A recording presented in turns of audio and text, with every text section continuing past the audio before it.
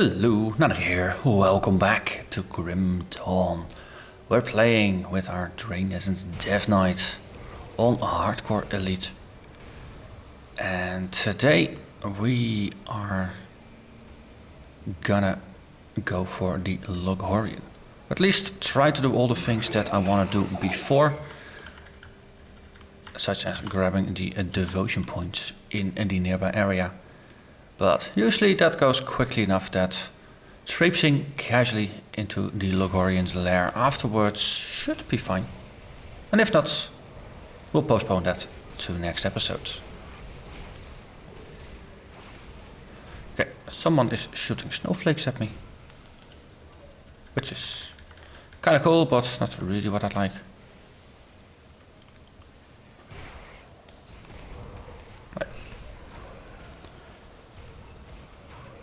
It would be nice to just complete the compass constellation. There's no real strict benefits that we get from it. It's just nice for completionist's sake, and also so you don't have to backtrack after dealing with the Loghorian. That always feels a little odd, backtracking. Okay. So these things, of course, are kind of resistant, but that is no reason not to take him out.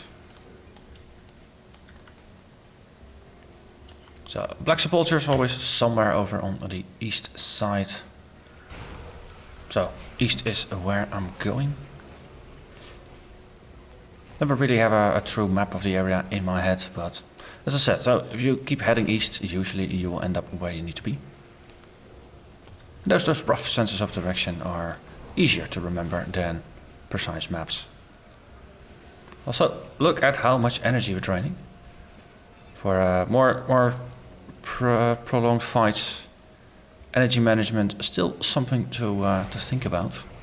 But you could also argue, at least that way, I'm making good use of energy as a resource, rather than just ignoring it and basically underpowering my build for the sake of keeping my energy bar full. No, there's two ways of looking at it.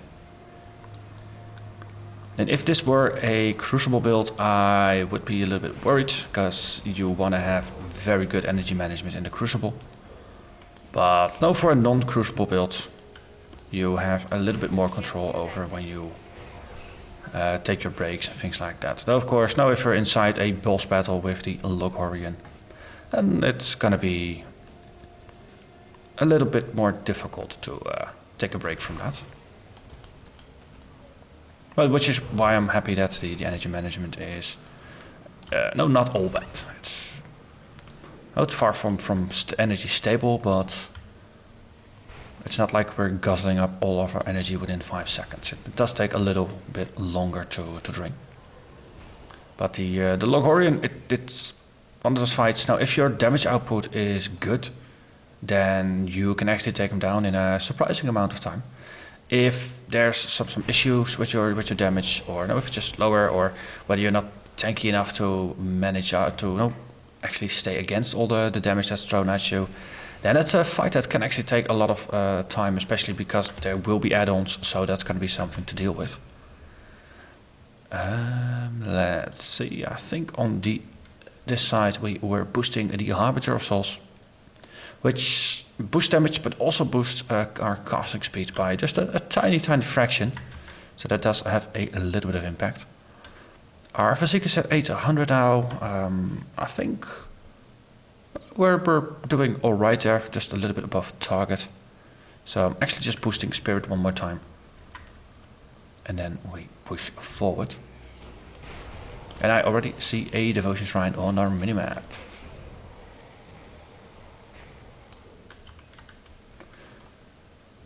Also, ghosts. They might have a new shield. I would like to have a new shield. It's been quite a while since we did find an upgrade. Though the one we have, it is kind of nice with the physical damage mitigation. It's as I said before, it's a nice addition to the relatively low armor that we got right now, because we're a little bit undergeared. And I still need more reputation with the Iron Legion, or the Black Legion, to be able to equip their new gear. But not taking out the Loghorian, I think they should be happy with that.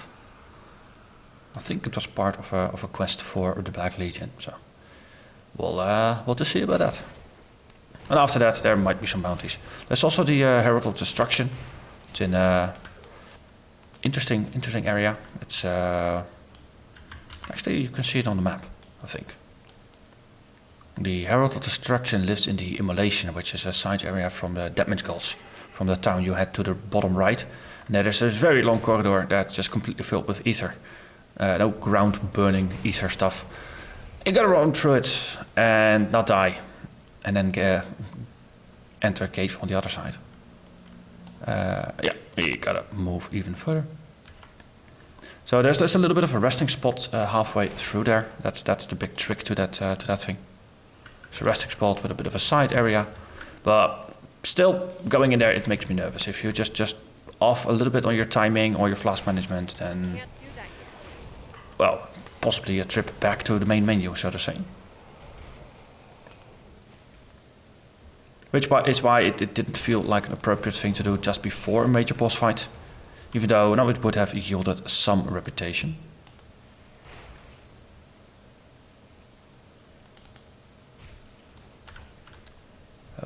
Hello, everybody. Come on, please, join in on the fun. Don't run away. Aw. More corpses. Corpses are the real treasure chests of this game. Though, just like real treasure chests, they do disappoint from time to time.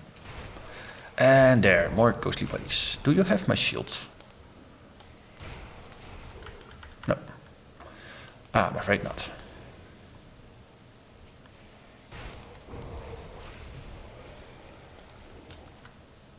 Ooh, another noble. It's all just illusions.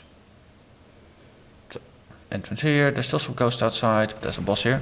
75, so he's 4 levels above me.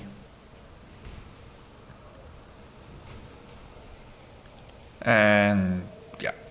No, most enemies like these, no, you can just put a straw in them and just drain out their life essence without them really having an opportunity to fight back.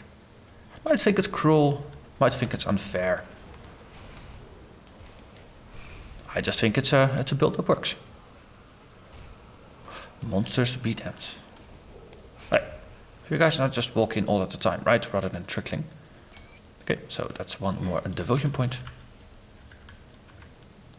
And that does complete the compass. So we get a little bit more physical resistance as well as some cold and lightning. We were already capped on cold and lightning, but physical, of course, it's always nice to stack more. And now the obelisk of Menhir is open to us. So the first point is going to be in the bottom here. Now we work away clockwise until we get to stone form. And then the last 2 points go on the right hand side. There is no path over here. This is actually closed off. So you want to start at the bottom and then work your way clockwise rather than counterclockwise, because that's not gonna work. But it will be in the expansion content where we'll actually have an opportunity to spend those points. Also, it looks like there is no easy way out here. That is interesting. Most of the dungeons actually have a way out after you defeat the boss. I guess this one doesn't. Okay. So back to the gates of Necropolis it is. So we went to the right hand side for the Tombs of Korvac, so for variety's sake let's head left on this one. And let's see if we randomly walk into that blacksmith that's always hiding out here. Not really because I want to see what it's crafting, just because I want to see if I can find it again. No, if we walk into the next stage of the journey, that is perfectly fine with me as well. As in the waypoint. But no, some of the master craftsmen out in the wild, they do have some options that you don't normally have in the towns. And I believe this is one of those craftsmen that allows you to transmute purple ingredients into other purple ingredients. Which, well, normally you don't, or you don't have all the options. This one has more. And indeed, there is a blacksmith, Horus the Cursed Smith. So, let's say hello to Horus.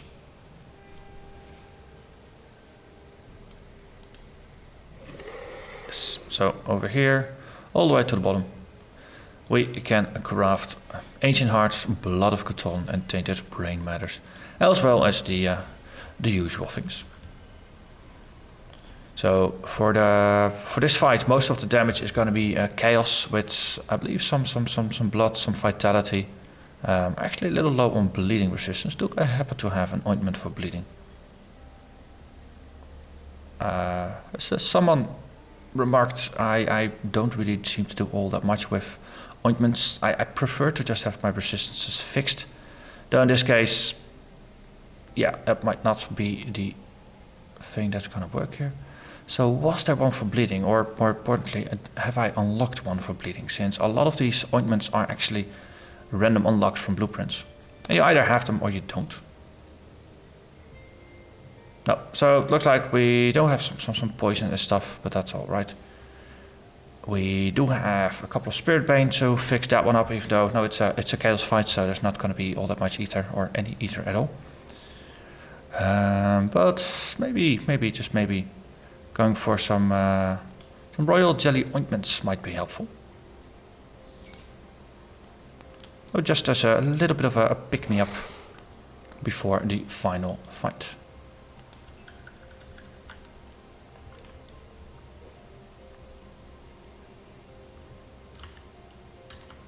Okay, and then we go on.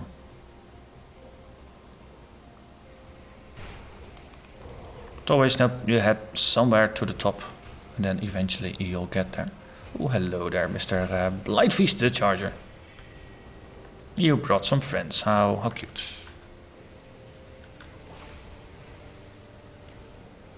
Well, Order of Death Vigil was very happy about that, which is nice.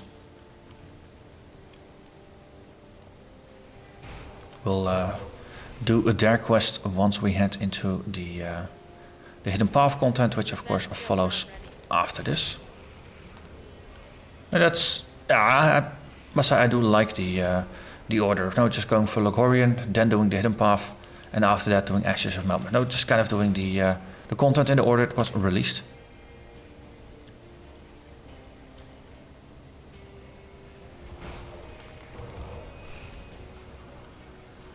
So it's a little bit maze-like here.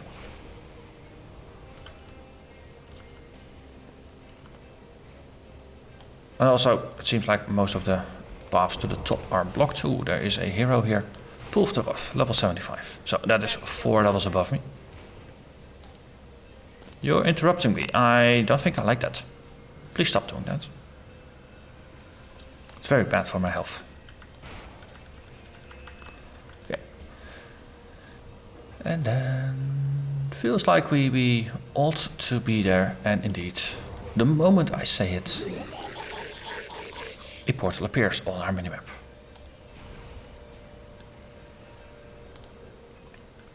So then we head over here.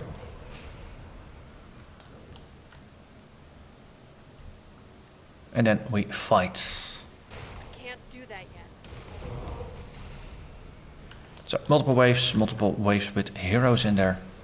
You are 76, so that is 5 levels above me. Oh. From what I recall, yeah, see, now the true fight begins. There's 2 heroes, there's a Dreadguard. Dreadguards are tough buggers. There's going to be a couple of those in the Logorian fight as well. But I guess we were tougher, which is good. The cult of Cthulhu, it appears that the ritual is being... We will stop the cults. And we did get some Black Legion reputation. Only 4,500 more to go. Oh, yeah. I made that mistake again of keeping this one open while overflowing with loot. So let's banish some of this to other bags to not mess up this one. Let's see. Yeah, we got the ointments and such. Got this one set up. We got some overflow. Spell Sage boots, I think, recently dropped. Are they any good? So a little bit of energy regen on here, some movement speed, some resist, some skill disruption protection, some entrapment duration protection. But it's mostly elemental damage rather than drain essence and stuff that is aligned with me. Stoneskin's Girdle, level 75. It does give some bleeding resistance. And a bonus to Menhir's Bulwark. Though Menhir's Bulwark is the soldier ultimate, which we don't use. Okay, so blood wagons. So we make a circle. While doing that, we'll step into the Bastion of Chaos, just the entry portal, so to say, to open up a devotion shrine there, and that should clear all the devotion shrines in the pre-expansion content. Well, with the exception of the East Marsh. That's well, it's not expansion content, but it's also kind of outside of the scope of the normal game. It sits a little in between.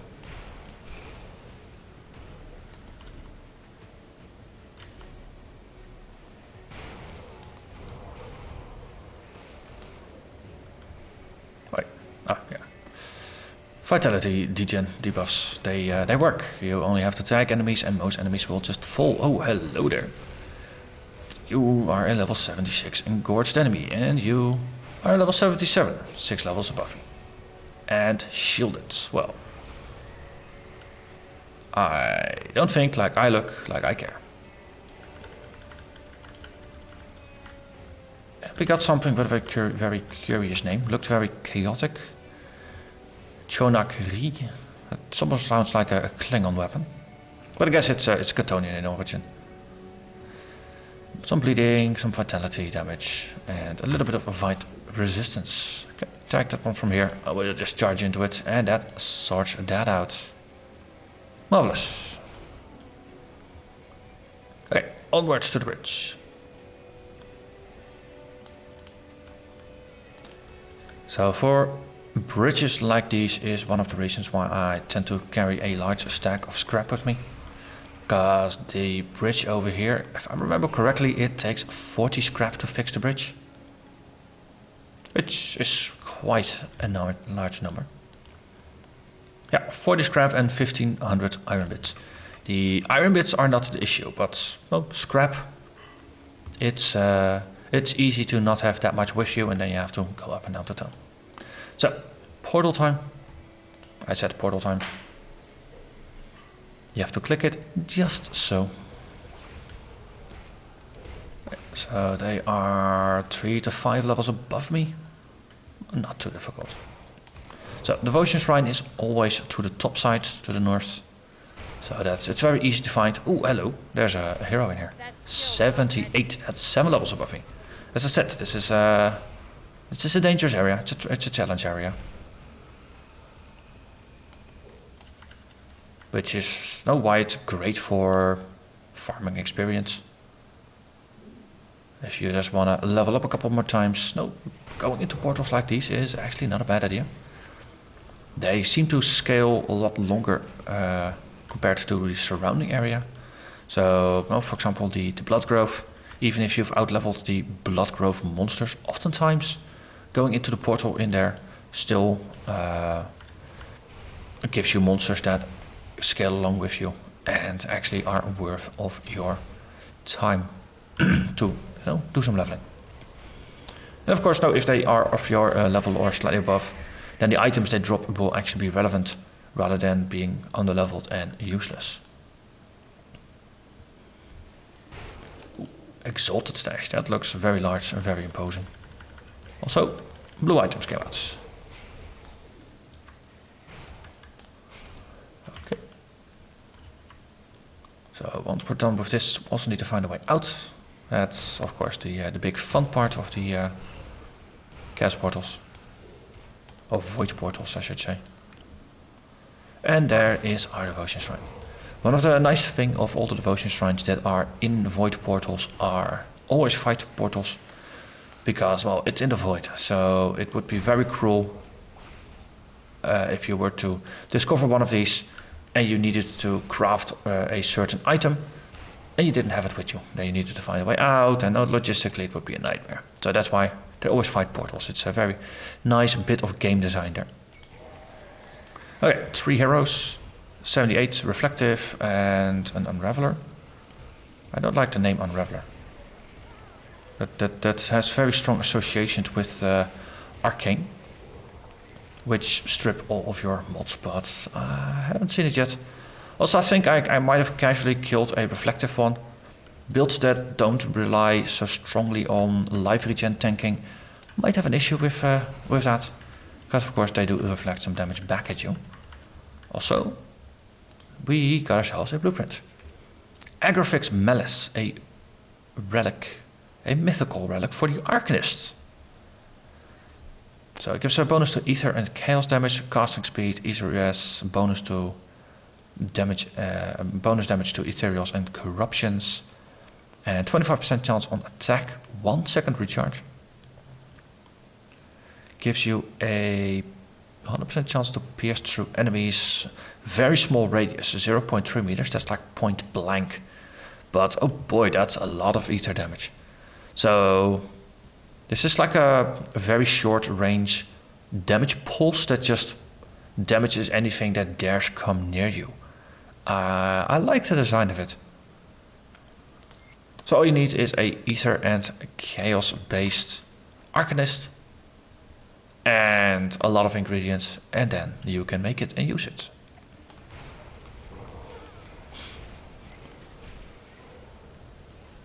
On the Arcanist side, I know the Oberg's Ether Ray has a ether component, no surprises there. But I think there are some mutators or some monster infrequent items to turn some items damage into chaos damage. But I must say it's been a while since I did anything with an Arcanist, so I'm a little fuzzy on the details there.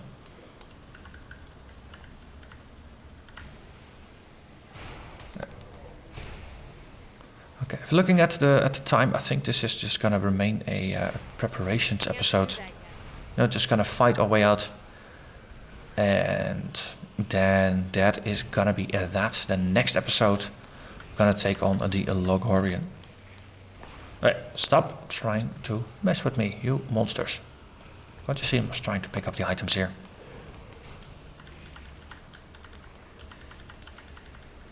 Also, standing in chaos clouds, maybe not the best of ideas.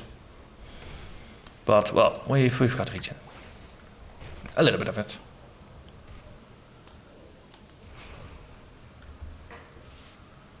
Also, there's just casually a broken house in here. No, just because reasons. I still wonder what the reason is, the story behind all these void areas. Now, how did these houses come to be here? Did some people just got sucked in and try to build houses, but no, there's no trees, so where did that wood come from? Or did just full houses get sucked in? Or was this place something fun and interesting and actually where people lived before some great catastrophe? I wonder if we'll ever know, or if it's going to remain one of those mysteries of the game.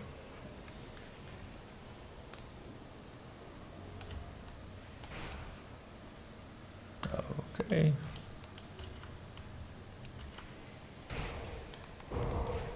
Could be that this was one of those areas where I actually needed to go to the center rather than sticking to the outsides.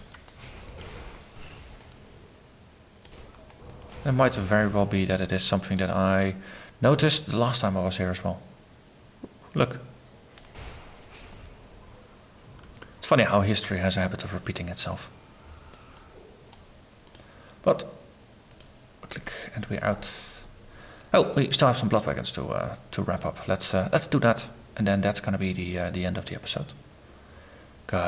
We still have the northern and the western blood wagons to murderize. So northern one, that's not it, even though it looks like it could be, but I guess it's not filled enough. Ooh, Royal Bloods. So sometimes you have to head down here, other times it is upstairs, and indeed it is down here. Okay, that was north.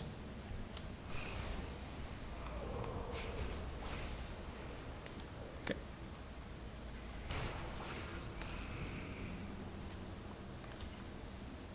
So to a certain degree you can rely on your minimap for pointing out where the blood wagons are. Especially because their locations are slightly randomized. And I never remember where all the randomizations are. But no, as I said, knowing roughly what direction to go oftentimes is enough. The cues in the game itself generally guide you to the final destination where you need to be. I just almost walked past an Exalted Stash. That's... Ooh, Imperial Obsidian Juggernaut. That's purple. I like purple items. They tend to be strong. A legendary two-handed mace. +2 to all skills in occultist and +3 to fighting form. So this is soldier occultist. Boatload of bonuses to physical and chaos. Some internal trauma. Physical to chaos conversion. And it grants obsidian tremor. A active skill. There's not even a cooldown. So this is a one you could chain cast. 3 projectiles, 100% chance to pass through enemies, 50% main hand damage, so having a two-handed mace like this for that definitely pays off. And then you get some flat physical and chaos bonus damage on top. That could be cool. Totally not for this build, but it could be cool. So, let's see, Eastern Wagon. Oh, there. Just more or less just next to where we need to be. And indeed, that's that.